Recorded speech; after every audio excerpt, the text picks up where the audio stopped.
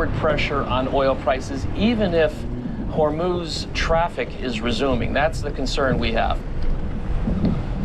And if not, just quickly, if they don't get this deal, how bad could things be? Martha, if there's no deal and we see a prolonged disruption of most of that 20 million barrels a day that used to flow through Hormuz, and we get into the summer with those depleted shock absorbers, I'm very concerned we could see oil prices skyrocket later this summer, with crude oil prices heading well into the mid to high $100 range, and gasoline pump prices heading back to old-time highs around $5 a gallon. It would be really bad news for the American economy, the global economy, for our consumers, if we don't get a deal and Hormuz remains closed through the summer. We will all hope we get some sort of a deal. Thanks so very much, Mr. McNally.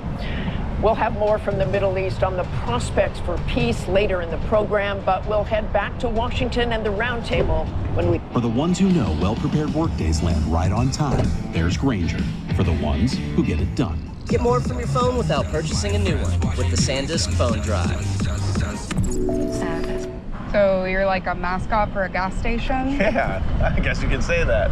You're like a gascot. And you're a word nerd, bird.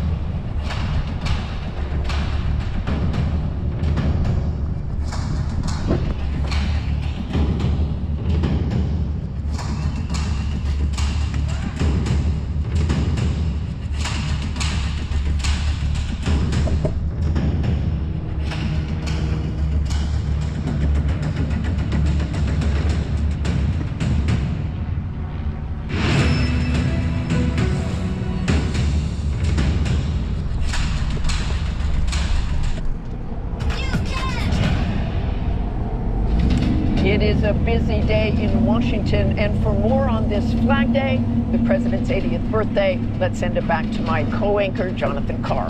Hey, John. Hey, Martha, thank you.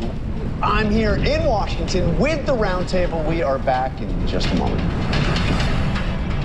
911, what's your emergency? A tornado. It's coming right at us. We form a bond stronger than blood, because ours is a family forged in fire.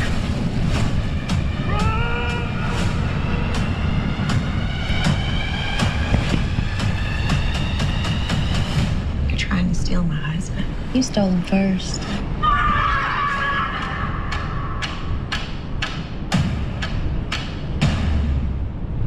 July 4th, 24 hours non-stop, live all across the country. We are all a part of this history. And when the country comes together to celebrate, this is where it happens. Disney celebrates America 250.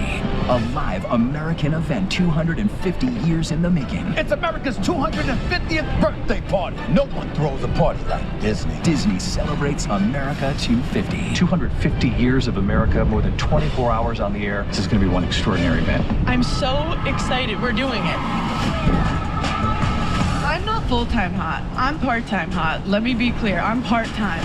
I could pull off like going on a red carpet, but I also can get asked to leave a 7-Eleven. I have range. Look at me, look at me. Look at this guy trying to leave. Lock him in, lock the door. Flexing like a winner. America's #1 news, ABC News, now streaming 24/7 on Disney+. When President Kennedy announced that we were going to put a man on the moon and return him safely to the Earth, no one thought that was possible, and we did it. We are a nation founded on doing what no one else dared to do and no one else aspired to do. And at some level, that's what this whole company, what UFC has been. All right, let's bring in the roundtable. Former DNC Chair Donna Brazile, Bernie Sanders 2020 campaign manager Faz Shakir, former North Carolina Congressman Patrick McHenry, and former New Jersey Governor Chris Christie. So, Governor, let's start right there. The Secretary of State, National Security Advisor, Archivist Marco Rubio compared UFC at some level to the moon landing. What do you make of the festivities here for the president's 80th birthday? Let me just start off by saying I have my blue shirt and my orange tie on this morning. Yes. Let's go Knicks. You know, I obviously have been witness to a lot of interesting things that Marco Rubio has said over the decade or so. And, you know, this is the poison of working for Donald Trump. That you think you have to get, every time you get behind a microphone, you gotta figure out a way to kiss his behind. And so here he is talking on UFC being comparable to landing a man on the moon. At some level, he said. I mean, he didn't say which level. I don't care what level we're talking about, John. There's nothing comparable to it. But this is part of the Trump obsession. He wants, and these guys know this, and Marco knows it, anytime he can be mentioned in the same sentence with President Kennedy, his heart swells. He believes he's in the status of the greatest president. Okay, you just give me my segue. So can we, I think we have a live picture. Can you guys pull it up of the front of the Kennedy Center right now? If you see, I wish we could zoom in a little bit there, but that is a tarp, a shroud, I guess we could call it, covering the name, the Kennedy, the John F. Kennedy Memorial Center for the Arts. The name came down, Donna. It's a shroud. But the shroud has not come down. So The shroud will likely come down probably after the fight, after the festivities, and after the fireworks. Look, the president is the chief entertaining officer of the United States of America. I'm convinced of it. But Joyce Beatty, the congresswoman from Ohio's 3rd Congressional District, deserved a lot of credit. Ex officio member of Ex officio, several members of Congress, ex officio. But when she was silenced or muted at a board meeting back in December held at Mar-a-Lago, she objected. They decided to silence her. So she went one step further. She went and protested, but she also filed a lawsuit. She won the legal challenge, and Joyce Beatty was there when she saw those letters come down. Now, I'm a little petty this morning. I would like to see if I could retrieve the D, the O, the N, the N, and There's N, two N's. A, and let me put it on my garage so I can be famous. All right, but Faz, at a serious level, I mean, look, the president's name on the front of a building probably isn't the most significant thing in the world. Bringing it down probably doesn't maybe matter all that much. But what is the significance? I mean, there's clearly a symbolic value. Obviously, President Trump tried mightily, and I mean mightily, 2 legal challenges in the last 24 hours before it came down to keep his name on that building. But what's the significance of it coming down? Well, we obviously have a president, as Governor Christie mentioned, that is interested in grandiosity of himself at the expense of the American public. And you see that the way in which he utilizes power. I mean, that's what I think many Americans are wondering. How do you wake up every day wielding power? For me, well, you don't. You worry about yourself. And at the same time, when you think of the UFC fight tonight, many people don't know this, but that, you know, Dana White, who's introduced Trump at the RNC convention, is getting a huge public benefit from this. The White House is going to bestow onto UFC, a private entity, an amazing gift. And out of this, they got a deal with Paramount. You might have seen that, I think $7+ billion deal as a sponsorship. Right. Who do you think's helping make that happen? At the same time that Paramount is seeking approval for its merger with the Trump administration, there is a corrupt deal happening at the biggest levels among the billionaire class to increase their wealth at the expense of many people who are suffering greatly right now. I kind of roll my eyes at this. Look, of the outrages, these are like the least among them. As far as being upset with the administration, with the president, the American people don't care, right? The fact that we have Washington, D.C. stories that captivate the attention of the Washington press corps and tie them down, rather than covering bigger issues or different issues, that is the purpose of many of these acts. What we see with UFC tonight, what we see with all the festivities here in Washington, D.C. for the 250th anniversary of America is a celebration of America and American greatness. That's what people see. And the president loves the entertainment value, exactly to Donna's point, of captivating attention in a non-political way. And that's what you see with this the major claw that is sitting on the White House lawn tonight, and the entertainment value of that. It captivates the American people's attention in a way that is separate from politics. All right, let me change topics here to Todd Blanche. We saw Todd Blanche, the acting Attorney General of the United States, this week was formally nominated to become the Attorney General. So I know you have some thoughts on this, Governor Christie, but I want to play something that Blanche said just a few weeks ago that didn't get much attention. But listen to what he said about the 2020 election. There's a ton of evidence that the election was rigged. That's not something the DOJ needs to tell you about. There's been evidence about that for many, many years. What I can tell you is that we have multiple investigations going on. By the way, this is very difficult because they're very good. They're very good at hiding up misconduct and hiding what they're doing.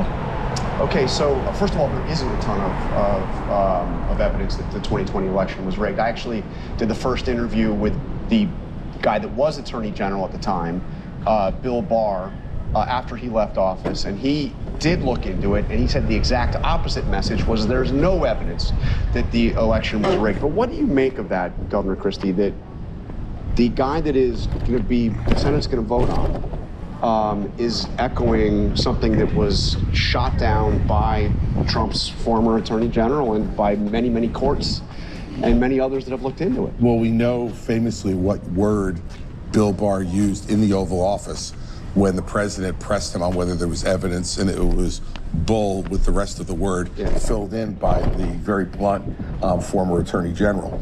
Look, and I agree with Patrick a bit about the eye rolling on some of this entertainment stuff that Donna talked about, because this is the important stuff.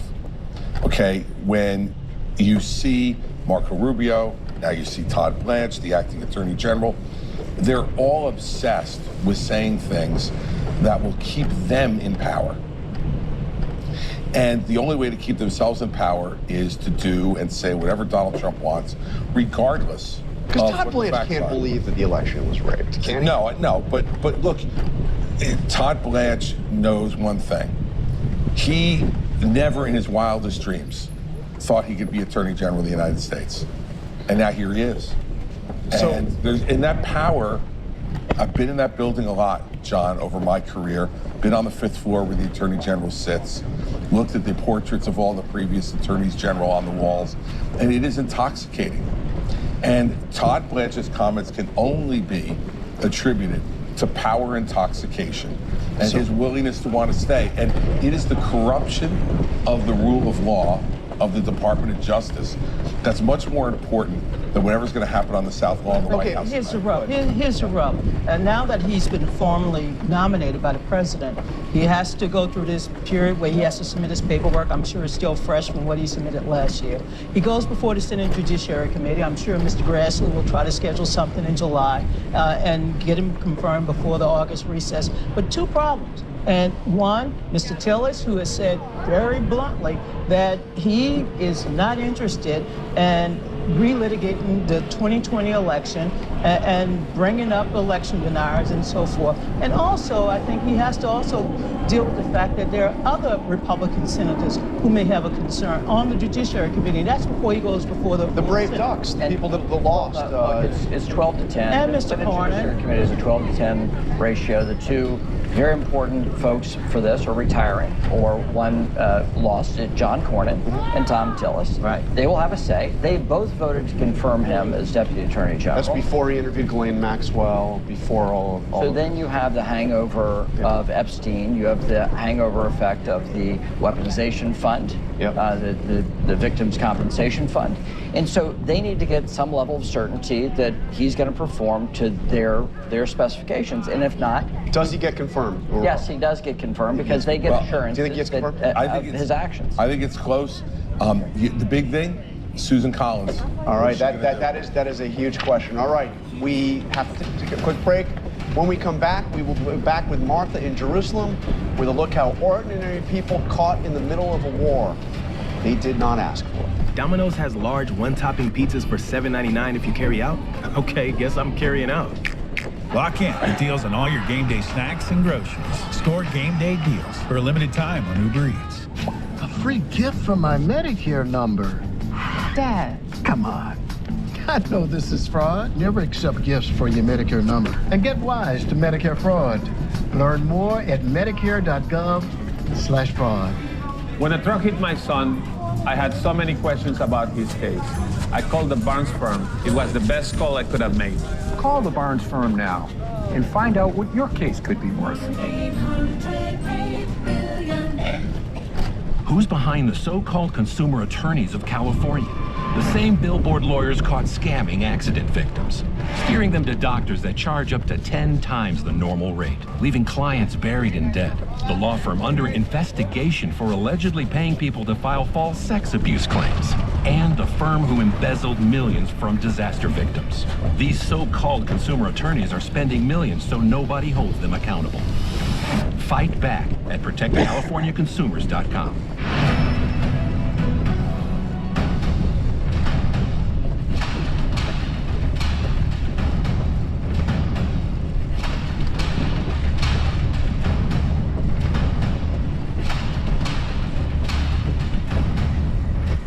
Next day on route. Finally, here in this region, which is no stranger to conflict, we're hearing a common refrain from the people in the middle of the war they did not ask for, a hope for peace.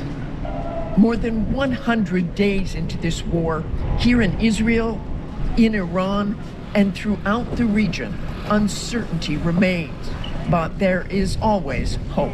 I think that the bigger vision of peace is in our minds and helps us get through the more difficult times. Born and raised in the U.S., Shira Schlaf and Jordana Amsel both moved to Israel as adults to raise their families here. They say they are skeptical whether ending the war now would be worth it. I want the suffering that we went through to be worth something, and I think a lot of Israelis do. And I'm nervous, honestly, that this deal won't protect Israel and the broader Middle East and, honestly, the world. I personally would rather suffer through more time in the bomb shelter and have a more lasting peace. Iran this week carrying out strikes in Israel for the first time in 2 months over continued fighting in Lebanon. Nearly 30 missiles fired into Israel, most of them intercepted, but some still getting through. This is all that's left of one of those Iranian missiles and the shrapnel that surrounds it. You can see how the Israelis quickly dragged it away. The conflict between the Iranian-backed militant group Hezbollah in Lebanon and Israel putting civilians on both sides in the crosshairs. The Fern Shabak Intermediate School is one of hundreds across Lebanon turned into shelters for displaced families. I mean, I am not happy because we are far from our home, and I wish we returned to our home. God willing, we will return. Inside of Iran, 12-year-old Sana is around the same age as the nearly 120 schoolgirls who were killed at an elementary school in the southern Iranian city of Manab at the start of the war, when the U.S. was pounding this area. The Trump administration has not offered an update on its investigation into whether it was a U.S. missile that hit the school. On the first day of the war, we were all at school. Then near our school, something was hit. They told us to go to a shelter, but there were so many of us, around 200, that we couldn't fit. And 107 days into this conflict, with a deal possible on the horizon, questions here in Israel about whether anything would really change with the deal. So you think we're worse off now than before? Definitely worse. I'm not saying that Ali Khamenei was a saint. He wasn't a saint and he wasn't a Zionist. but he was risk-averse in terms of using the Iranian capabilities. The scars here in Israel run deep. Life since October 7th has been really challenging. It's been scary, and it's been really hard to navigate. And I think we're all praying and hoping for peace. And inside of Gaza late Friday, by a beach where people go to try to escape it all, there are deep scars as well, and a similar message. We want to get rid of the wars in the Middle East and live a decent and happy life, and for everyone to just earn their living. I wish for peace, tranquility, and a decent life for everyone. And we'll be right back. The industrial grade products you need. Granger, for the ones who get it done. Get more from your phone without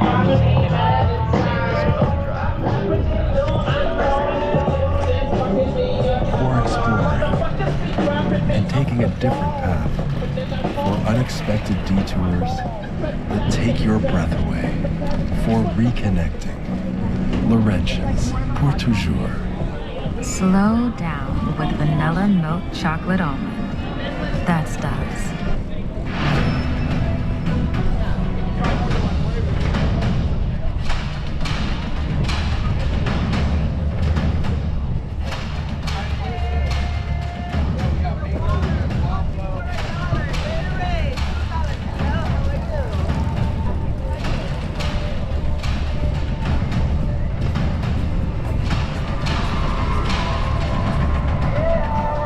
Available free wherever you listen. That's all for us today from here in Jerusalem. Thanks for sharing part of your Sunday with us. Check out World News Tonight, and have a great day. Upgrade your laptop instantly without paying for a new one with the SanDisk Extreme Fit Drive. SanDisk. For working remotely.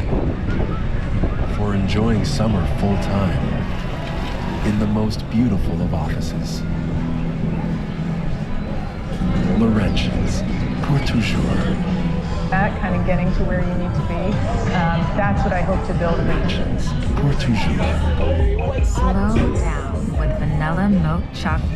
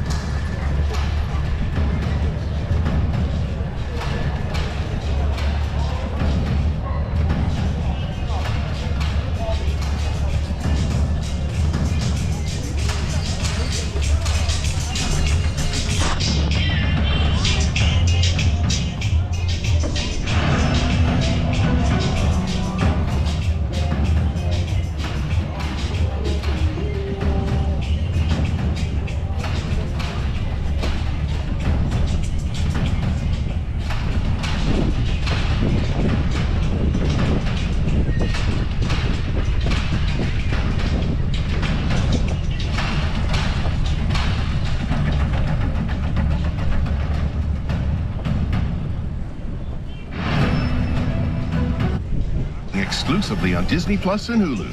Starting tomorrow. I'd like to interview you. It's Toy Story 5 week on GMA. This is amazing. It's the most fun we've ever had. Plus, Jessie, Smarty Pants, Lily Pad, and Taylor. It is my favorite Toy Story movie. On Good Morning America. July 4th, Disney celebrates America 250. Michael Strahan reporting from the Sagrada Familia in Barcelona. Wherever the story is, we'll take you there. You're watching ABC News Live.